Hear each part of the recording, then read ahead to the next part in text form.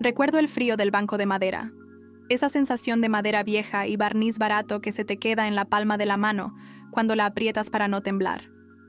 La sala del juzgado municipal de Puebla huele a expedientes, a café rancio y a algo que no sé nombrar pero que reconocería en cualquier parte. La humillación anticipada.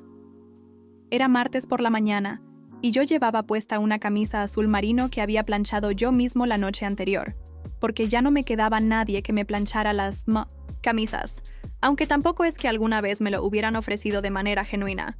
Mi padre entró por la puerta lateral acompañado de su abogado, el licenciado Fuentes, que había sido su compañero de golf en los últimos 12 años y que cobraba lo suficiente como para que todos en la sala entendiéramos en qué equipo estábamos. Mi padre traía puestos los gemelos de plata que le regaló mi madre en su 25º aniversario. Los usaba siempre que necesitaba parecer respetable. Yo sabía que eran de plata maciza porque yo mismo los había heredado, catalogado y luego cedido cuando él me lo pidió con esa voz suave que usaba cuando en realidad estaba ordenando. Tenía 72 años, el cabello completamente blanco peinado hacia atrás, y esa postura erecta que los hombres de su generación aprendían como si fuera una forma de autoridad moral. No me miró cuando entró. Eso también lo recuerdo. Me buscó con los ojos por un segundo, apenas un barrido rápido de la sala, y cuando me encontró desvió la mirada como si yo fuera un accidente geográfico menor, algo que está en el paisaje pero que no cambia la ruta. Su hermana, mi tía Esperanza, estaba sentada 3 filas detrás de él con una expresión que llevaba meses perfeccionando. Algo entre la lástima y la superioridad moral. Había sido ella quien encontró las irregularidades, según dijo. Había sido ella quien convenció a mi padre de que lo correcto era denunciar. Llevaba un sombrero color crema que no tenía nada que hacer, en un juzgado civil un martes de noviembre. El asunto, si se lo quiero explicar a alguien que no conoce a mi familia, era aparentemente simple. Mi madre había muerto 18 meses antes, y durante los últimos 3 años de su vida, yo había sido su albacea informal, su asistente financiero, su acompañante en las consultas médicas y su único punto de contacto con el banco, la aseguradora y el notario. Mi padre no participaba en esos asuntos porque los asuntos domésticos, según él, no eran cosa de hombres con responsabilidades más importantes. Mi madre tenía una pequeña cuenta de inversión que ella había construido durante 40 años con una disciplina silenciosa que nadie de la familia valoró, hasta que apareció el estado de cuenta final. 380,000 pesos. No era una fortuna, pero tampoco era poco para una mujer que nunca tuvo empleo formal y que manejaba cada peso con la precisión de un contador. La acusación de mi padre, articulada a través del licenciado Fuentes con una dicción perfecta y documentada, era que yo había desviado fondos de esa cuenta hacia mis propias cuentas personales durante los meses previos a la muerte de mi madre, que había aprovechado mi posición de confianza para extraer dinero que le pertenecía legítimamente al patrimonio conyugal, que había, en sus palabras exactas transcritas en el expediente, traicionado la confianza de una mujer enferma y vulnerable. Escuché todo eso sentado en ese banco de madera, con las manos entrelazadas sobre las rodillas. Mi abogada, la licenciada Montoya, estaba a mi derecha tomando notas en un cuaderno amarillo. Era joven, meticulosa, y había pasado las últimas 4 semanas revisando cada comprobante, cada transferencia, cada recibo de farmacia y cada factura médica. Había momentos en que yo la veía trabajar y sentía algo parecido al orgullo ajeno. Alguien que hace su trabajo con esa clase de atención merece que el trabajo importe. Cuando el licenciado Fuentes terminó de exponer la acusación inicial, la presidenta del tribunal preguntó si la parte demandada deseaba hacer alguna declaración preliminar. La licenciada Montoya se puso de pie y dijo con una voz completamente neutra que la parte demandada presentaría la documentación completa en el momento procesal oportuno y que no haría declaraciones preliminares. Se sentó. Mi padre me miró por primera vez en todo el proceso. Su expresión era la de alguien que acaba de confirmar una hipótesis, que yo no tenía nada que decir porque no había nada que pudiera decirse en mi defensa. Lo que mi padre no sabía, lo que nadie en esa familia había considerado necesario saber sobre mí en los últimos 15 años, era quién era yo fuera de ese contexto familiar. Ellos me conocían como el hijo menor que estudió algo relacionado con números, que trabajaba en alguna cosa aburrida en la Ciudad de México y que aparecía en reuniones familiares sin pareja estable y sin logros suficientemente espectaculares como para presumirse en la mesa. Era el que había cuidado a su madre mientras los demás continuaban con sus vidas. Era el invisible, era el prescindible. Y los invisibles, en las familias como la mía, no acumulan poder. Esa es la suposición. Esa es la comodidad que yo nunca me tomé la molestia de corregir. Me llamo Rodrigo Alcántara Vidal. Tengo 41 años. Soy director de Supervisión y Cumplimiento Regulatorio en la Comisión Nacional Bancaria y de Valores, cargo que ocupo desde hace 6 años, y desde hace 2 formo parte del Consejo Técnico que asesora directamente al Poder Judicial de la Federación en materias de delitos financieros. No es un puesto que se presuma en reuniones navideñas. No es el tipo de trabajo que se explica fácilmente cuando alguien pregunta a qué te dedicas mientras te pasa el pan. Es el tipo de trabajo que existe para que los sistemas funcionen aunque nadie sepa que están funcionando. Mi madre lo sabía. Era la única que lo sabía con detalle porque era la única que había preguntado con genuino interés, no con la intención de comparar o de jerarquizar, sino porque le importaba. En los últimos años, cuando yo llegaba a visitarla y nos sentábamos en la terraza mientras ella tomaba el té que sus médicos habían reemplazado por infusiones sin cafeína, me preguntaba por los casos, por los procedimientos, por las personas. Nunca repitió nada de lo que le contaba. Era una mujer que entendía intuitivamente que ciertas conversaciones son sagradas. Los 380,000 pesos de su cuenta de inversión estaban completamente intactos. Más que intactos, habían crecido un 8% durante el periodo de mi administración informal, porque yo había revisado el portafolio y corregido algunas posiciones que una asesora anterior había dejado mal estructuradas. Los movimientos que mi padre y su abogado interpretaron como extracciones eran en realidad traspasos documentados al fondo de gastos médicos que mi madre había abierto expresamente para sus tratamientos, a la cuenta de la clínica donde recibía sus sesiones de rehabilitación, y a una donación de 50,000 pesos que ella misma me había instruido a hacer en vida a una fundación de mujeres en situación de vulnerabilidad de la que nadie en la familia sabía, porque mi madre era una persona que hacía el bien sin necesidad de testigos. Cada uno de esos movimientos estaba respaldado por instrucción escrita de mi madre, firmada, fechada y en algunos casos notariada. Cada recibo estaba guardado en una carpeta ordenada, cronológicamente que yo había entregado a la licenciada Montoya 3 días después de que me notificaron la denuncia. Ella los había revisado durante 4 horas seguidas, al final de las cuales me llamó y me dijo con una precisión casi clínica: «Esto no es un caso, señor Alcántara, esto es un archivo impecable, pero yo no estaba en ese juzgado únicamente como demandado». Y eso era lo que mi padre todavía no había entendido, porque nadie se lo había dicho y porque él no era el tipo de persona que investiga a sus hijos antes de demandarlos. 3 semanas antes de la primera audiencia, mientras revisaba los documentos que la licenciada Montoya había recopilado, encontré algo que no tenía que ver con mi caso directamente, pero que no podía ignorar. Una serie de movimientos en la cuenta conjunta que mi padre había abierto sin conocimiento de mi madre 6 años atrás, justo en el periodo en que ella comenzó a mostrar los primeros síntomas de su enfermedad. Movimientos menores al principio, luego más frecuentes, siempre por debajo del umbral de reporte automático. La estructura era demasiado reconocible para alguien que había pasado 15 años identificando exactamente ese tipo de patrones. No hice nada con esa información durante una semana. La guardé, la revisé, la verifiqué contra los estados de cuenta que legalmente yo podía consultar en calidad de albacea testamentario formal, cargo que mi madre había establecido en un testamento que mi padre aparentemente no conocía porque mi madre, que era más inteligente que todos nosotros juntos, había intuido que necesitaría esa protección. Luego llamé a un colega en la unidad de inteligencia financiera. No le pedí ningún favor. Le presenté documentación que yo tenía derecho a presentar como funcionario obligado a reportar cuando identificaba indicios de actividad irregular. Él me agradeció la puntualidad del reporte y me dijo que el protocolo seguiría su curso.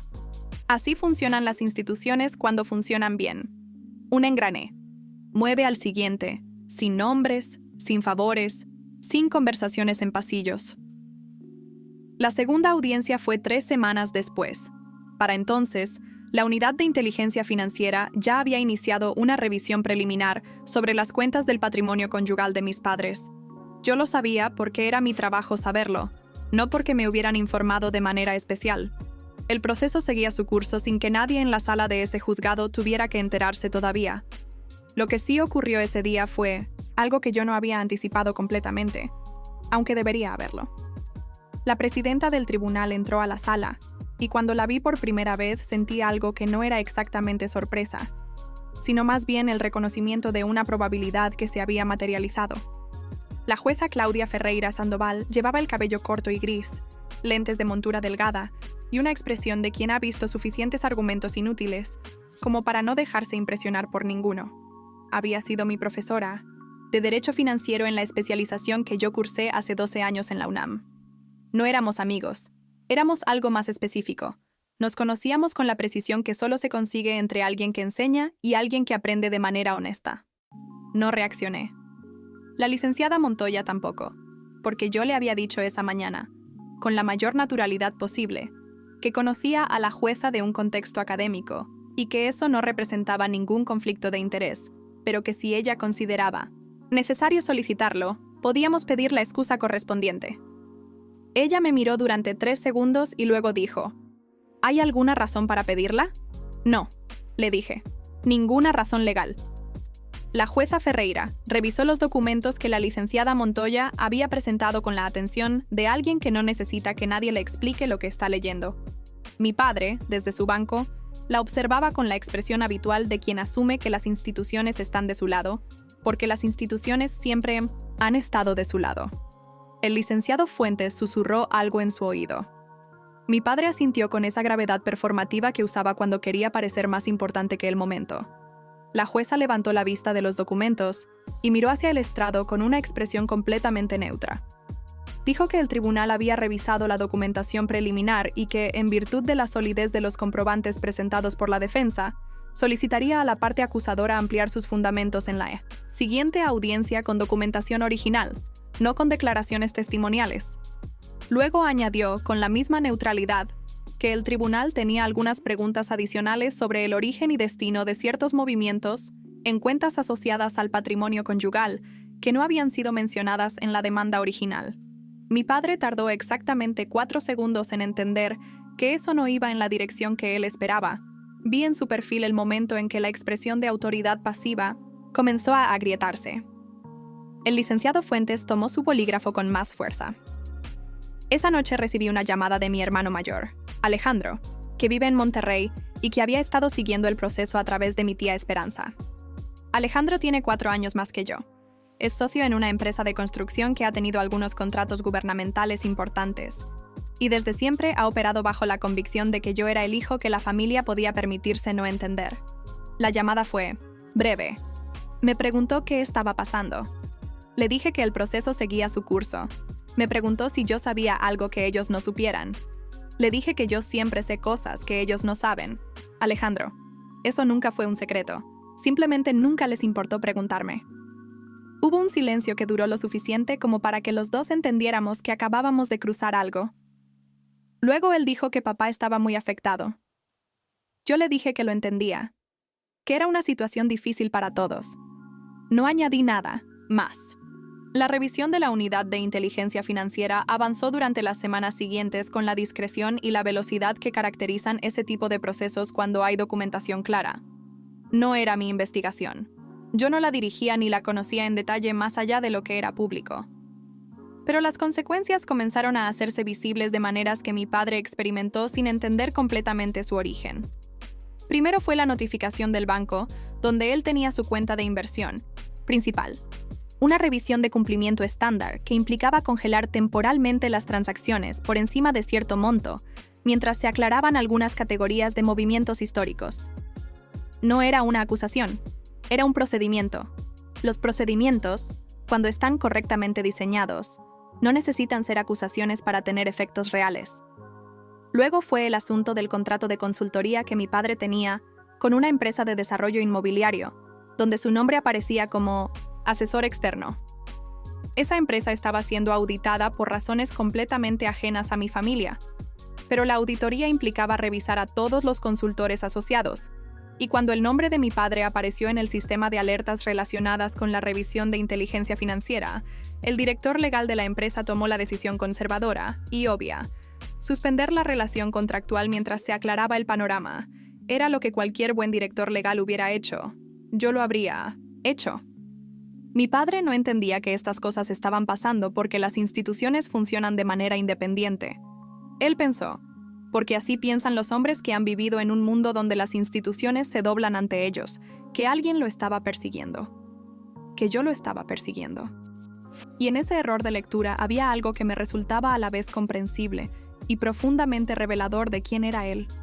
Me llamó un sábado por la mañana. No era habitual que mi padre me llamara directamente. Generalmente se comunicaba a través de mi tía o de Alejandro, intermediarios cómodos para conversaciones que no quería tener en primera persona. Pero esa mañana llamó él, y cuando vi su número en la pantalla entendí que habíamos llegado a un punto que no tenía representación sustituta posible. Contesté. Él habló durante varios minutos sin dejarme responder, con esa cadencia que usaba cuando necesitaba convencerse de algo mientras lo decía en voz alta.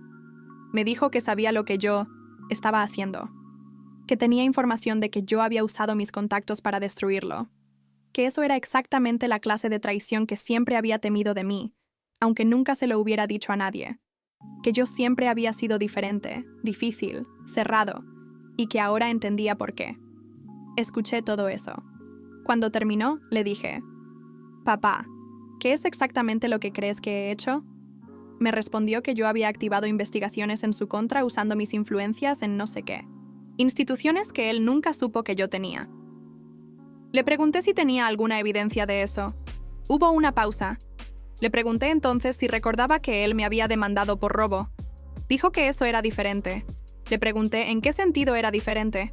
Dijo que él tenía razones para creerlo. Le pregunté cuáles eran esas razones, específicamente. Hubo otra pausa más larga. Le dije con la mayor calma que pude mantener. Las instituciones hacen su trabajo, papá. Cuando hacen bien su trabajo, a veces encuentran cosas que nadie planeó que encontraran. Eso no es persecución. Eso es funcionamiento. Si tú no has hecho nada irregular, no tienes nada que temer. Si has hecho algo irregular, las consecuencias no son mi responsabilidad. Me dijo que era su hijo, que cómo me atrevía a hablarle así, que todo lo que yo tenía se lo debía a él. Le recordé que mis estudios los había financiado yo mismo desde el tercer año de universidad, que mi trabajo lo había construido solo, y que lo único que le debía, en términos estrictamente materiales, era el apellido, que era una deuda simbólica que llevaba 41 años pagando con intereses cada vez que no decía lo que pensaba, para no avergonzarlo en una reunión familiar. Hubo un silencio largo. Luego me dijo que yo nunca había sido el hijo que él esperaba. Le respondí que probablemente tenía razón, y que tampoco él había sido el padre que yo necesitaba, pero que eso no me había impedido construir una vida que valía la pena vivir. Colgué. Alejandro se enteró de mi cargo exacto 3 días después, a través de un artículo en una publicación especializada en finanzas que mencionaba mi nombre en el contexto de una nueva normativa que yo había contribuido a redactar. Me llamó sin preámbulos. ¿Director de supervisión? ¿En la CNBV? ¿Desde cuándo? Desde hace 6 años, le dije. 6 años, repitió. Como si el número tuviera un sabor que no reconociera. Me preguntó por qué no lo había dicho nunca. Le respondí que nunca nadie me había preguntado con suficiente interés como para merecer una respuesta honesta. Que en las reuniones familiares siempre se me preguntaba en qué trabajaba de la misma manera en que se pregunta si quieres más arroz, como cortesía social, no como curiosidad real. Que en algún punto había dejado de intentar explicarme y había decidido que mi trabajo hablaba por sí mismo para quienes necesitaban escucharlo. Alejandro me dijo que eso no era justo. Le dije que probablemente tenía razón, que el mundo raramente es justo en Miriam y Manev, todas las direcciones al mismo tiempo, pero que yo había encontrado la manera de vivir bien dentro de esa injusticia, y que no necesitaba que nadie de la familia lo validara ahora que resultaba conveniente hacerlo. Mi tía Esperanza llamó al día siguiente. Su tono había cambiado completamente. Era el tono de alguien que acaba de descubrir que la persona a quien subestimó tiene más poder del que calculó, y que eso convierte la subestimación en un error que necesita gestionarse. Me dijo que quizás ella había malinterpretado algunas cosas, que la familia siempre me había querido, que estas situaciones a veces hacen que la gente diga cosas que no siente. Le respondí con amabilidad que apreciaba la llamada y que esperaba que todo se resolviera de la mejor manera posible para todos. Nada más. No añadí nada más. La confrontación que me costó más no fue con mi padre, ni con Alejandro, ni con mi tía. Fue con Valentina, mi prima, la hija menor de mi tía Esperanza, que tiene 34 años y es la única persona de esa familia con quien había tenido conversaciones que valían algo. Valentina me fue a ver al departamento un miércoles por la tarde sin avisar. Traía una botella de vino que no abrimos y una expresión que no había visto en ella antes. Algo entre la vergüenza y la determinación. Me dijo que quería que yo supiera que ella nunca había creído que yo robé a mi madre, que desde el principio le pareció absurdo, pero que tampoco había dicho nada porque en esa familia no se contradice al abuelo, así de simple, así de cobarde, y ella necesitaba que yo lo supiera aunque sirviera de poco. Le dije que lo sabía. Me preguntó cómo estaba. Le dije la verdad, cansado, no de los procesos, sino de haber vivido 40 años como fantasma en mi propia familia. Ella me preguntó por qué nunca habíamos hablado de esto. Le respondí que hablar requiere que ambas personas estén dispuestas a escuchar lo que puede incomodar, y que en nuestra familia la incomodidad siempre se gestionaba, cambiando el tema. Que era más fácil asumir que yo estaba bien que preguntar si lo estaba. Que el precio de ser el que no llama la atención es que nadie te presta atención, y que en algún momento ese precio te lo cobran sin que nadie lo haya planeado. Valentina estuvo un momento en silencio y luego me dijo, ¿y a pesar de todo eso construiste lo que construiste? Le dije que sí. Que a veces la invisibilidad es el único espacio donde puedes trabajar sin que nadie te interrumpa para decirte cómo deberías estar trabajando. Que había aprendido a agradecer que nadie se hubiera dado cuenta de nada hasta que fue demasiado tarde para modificar lo que ya estaba construido. El caso civil llegó a su conclusión 3 audiencias después. La jueza Ferreira emitió una resolución que desestimaba completamente la demanda por falta de sustento probatorio y ordenaba el archivo del expediente. En la misma resolución, con la precisión quirúrgica que yo recordaba de sus clases, señalaba que la documentación presentada por la defensa no solo respondía a las acusaciones, sino que las invertía completamente, mostrando una administración del patrimonio que había beneficiado a la causante durante sus últimos años de vida. No había ninguna ambigüedad. No había ningún espacio para interpretaciones alternativas. El licenciado Fuentes presentó una factura considerable a mi padre por servicios profesionales que no habían producido el resultado prometido. Mi padre la pagó.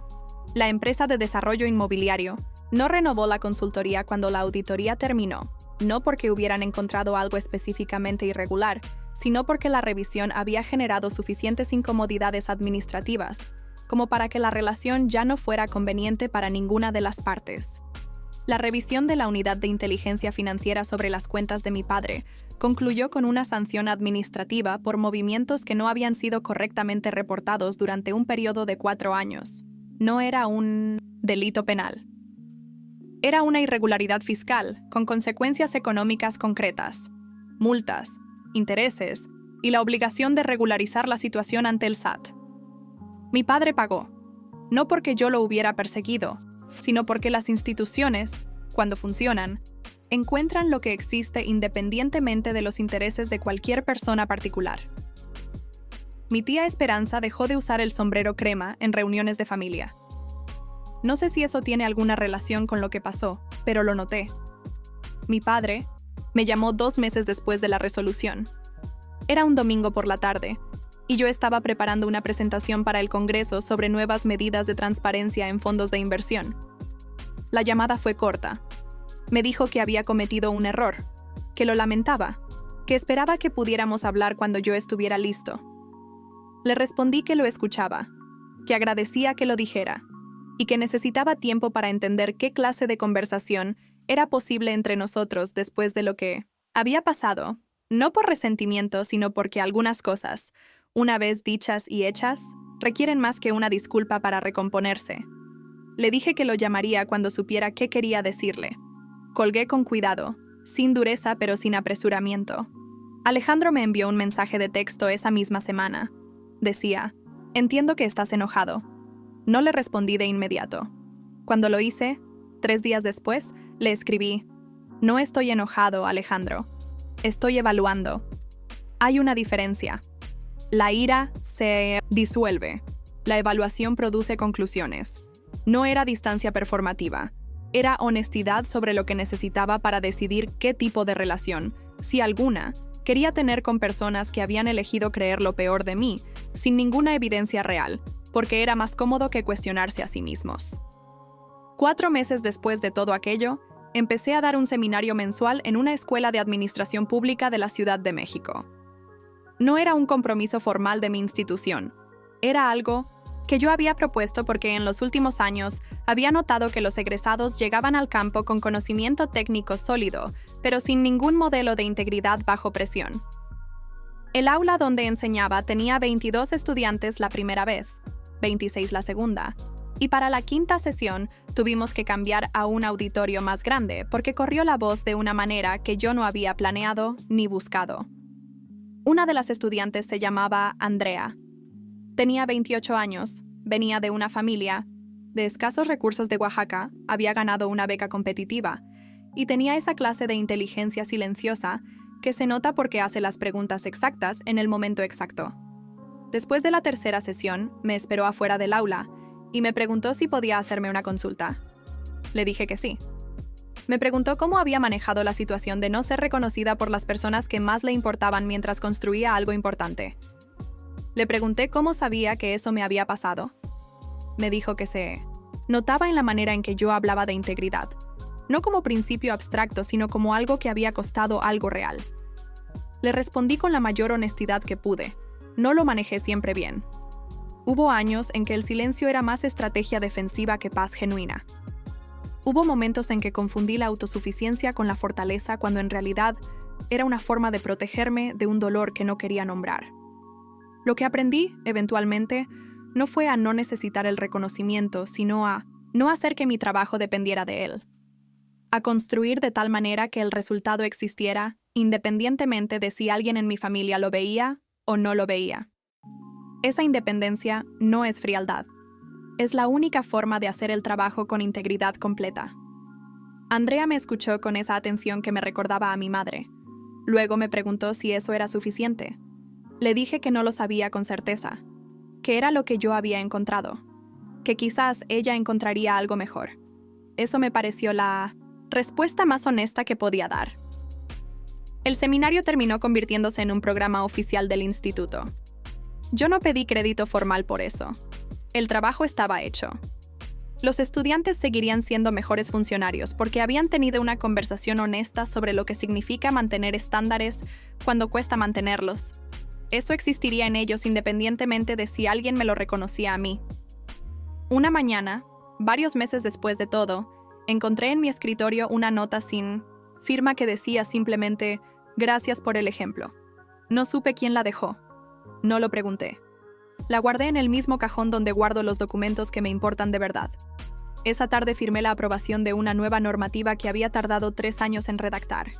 Era un estándar de transparencia que iba a afectar a unas 200 instituciones financieras y que iba a hacer más difícil cierto tipo de movimientos que durante décadas habían sido técnicamente legales, pero funcionalmente abusivos. Nadie iba a saber que yo había trabajado en eso. Eso era precisamente lo que le daba su valor. Llamé a mi padre esa noche. Fue una conversación breve, sin grandes declaraciones. Le pregunté cómo estaba. Me dijo que bien, aunque su voz sonaba diferente, más pequeña, menos performativa. Le dije que esperaba que pudiéramos vernos pronto. Él dijo que también. Ninguno de los dos dijo nada más de lo que era verdad en ese momento. A veces eso es suficiente para seguir. Salí de la oficina a las 8 de la noche. La Ciudad de México tenía ese ruido particular que tiene cuando el día todavía no decide si terminar. Caminé hacia el metro con las manos en los bolsillos y pensé en mi madre, como pienso en ella con una frecuencia que ya no me sorprende. Pensé en que ella habría entendido todo esto sin que yo tuviera que explicarlo. Pensé en que eso, también, era un tipo de herencia. No hay resolución perfecta en lo que les cuento. Mi padre sigue siendo quien es. Mis hermanos siguen entendiendo el mundo de la misma manera en que siempre lo entendieron, con los ajustes mínimos que obliga la realidad cuando la realidad se impone de manera suficientemente contundente. Yo sigo haciendo mi trabajo, sigo dando el seminario, sigo siendo el hijo que nadie entendió del todo y que aprendió, tarde pero con suficiente solidez, que no entenderse completamente con la familia de origen no es una tragedia. Es, en algunos casos, el punto de partida para entenderse a uno mismo con una claridad que las familias muy armoniosas raramente necesitan alcanzar. Lo que mi padre le dijo al jurado sobre mí esa mañana de noviembre en el Juzgado Municipal de Puebla fue la cosa más injusta que alguien me ha dicho en la vida. Y también, aunque él nunca lo sabrá ni yo necesito que lo sepa, fue lo que hizo que todo lo que vino después tuviera el peso específico que tiene cuando algo cuesta de verdad. No se lo agradezco, pero tampoco lo cargo como una herida. Lo guardo donde guardo las cosas, que me hicieron más preciso, en algún lugar interior donde ya no duele pero donde todavía funciona.